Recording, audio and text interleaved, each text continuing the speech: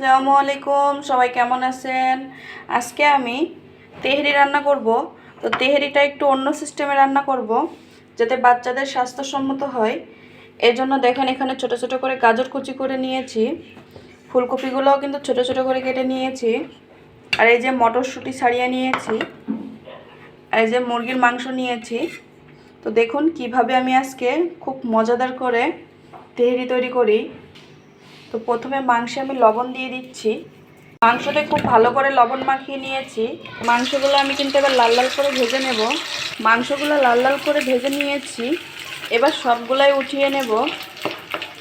গাজর আর ফুলকপি ভেজে নেব। গাজর আর ফুলকপি হালকা করে ভেজে নিয়েছি, এবার সবগুলাই উঠিয়ে ফেলবো।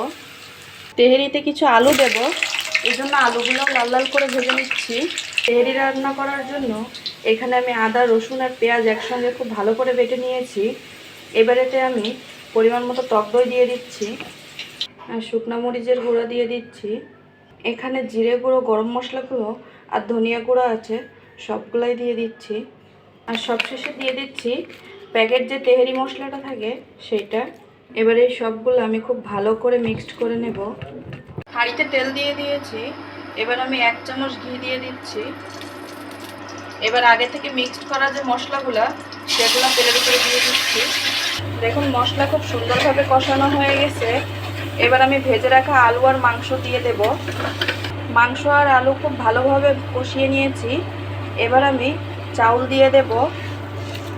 চাউল মাংসের সঙ্গে ভেজে নিয়েছি, এবার আমি পরিমাণ মতো পানি দিয়ে দিচ্ছি। এখানে আমি যতটা চাউল নিয়েছি ঠিক তার ডাবল পরিমাণে পানি দিয়েছি। এবার আমি স্বাদ অনুযায়ী লবণ দিয়ে দিচ্ছি।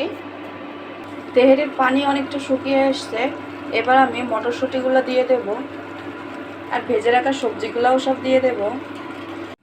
এই যে মজাদার সবজি দিয়ে তেহরি রান্না কিন্তু একদম শেষ।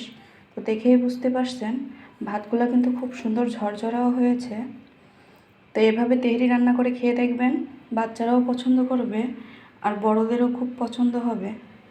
তো আশা করি আমার ভিডিওটি আপনাদের কাছে ভালো লেগেছে।